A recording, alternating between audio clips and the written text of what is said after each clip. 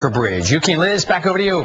Thank you, Bob. Well, it's a political battle dominating the airwaves and tightening in the polls. With just days to go before the Pennsylvania primary, the Quinnipiac University poll shows the Democratic race between Senator Arlen Specter and challenger Joe Sestak in a statistical dead heat.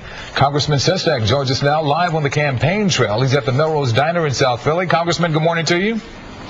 Well, Yuki, good to be with you and Liz. Thanks. Thank you. Thank you. Here we go, coming down the home stretch. How confident are you? How comfortable are you? It's almost time. We feel great. I think the message that we heard from others, that Washington is broken and there's no way you can send a career politician who's been there for 30 years and then switch parties because Arlen Specter couldn't win the Republican primary, is someone to send back down there to help get us out of the mess the career politicians got us in. And so I'm out and around. We've got 5,000 volunteers, 10 offices open, canvassing, calling, 10,000 calls a day, just keeping the enthusiasm going. And I want to earn the trust as a public servant, not a politician. Congressman Sestak, you look at the recent polls that come out and they show the race really tightening, and even you being closer to beating Pat Toomey. Do you look at these polls? Do you actually, look at them, or do you say, hey, we can't even look at these yet?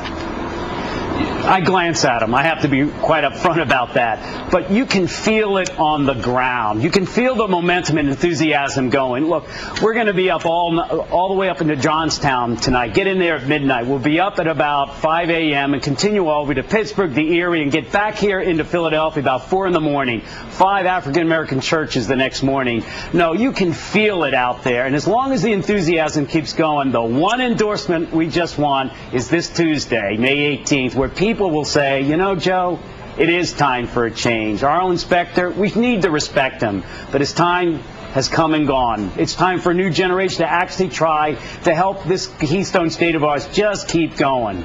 And that's what I want to do. And Congressman, with that being said, what is, we have just a few seconds left, the main distinction between you and Senator Specter? Trust. I honestly believe that Washington, D.C. has become somewhere where politics and keeping one's job matters more than principle triumphing over politics. And I want to go down there and change the policies, being willing to lose my job over changing the policy to focus on families that are working and those who want to work. And that's the main difference, principle and trust. All right, Congressman Sestak, it sounds like you have a very busy schedule planned for the next couple days. We'll let you Tuesday. get your breakfast and meet the people. All right. Take care. So Thank you. By the way, we did try to contact. Have a great day. You too. Thank you. We did try to contact Senator Specter. We're still waiting to hear back. Yes, our phone calls were not returned. And of course, stay with Eyewitness News for continuing coverage of the campaign 2010. The latest news and background.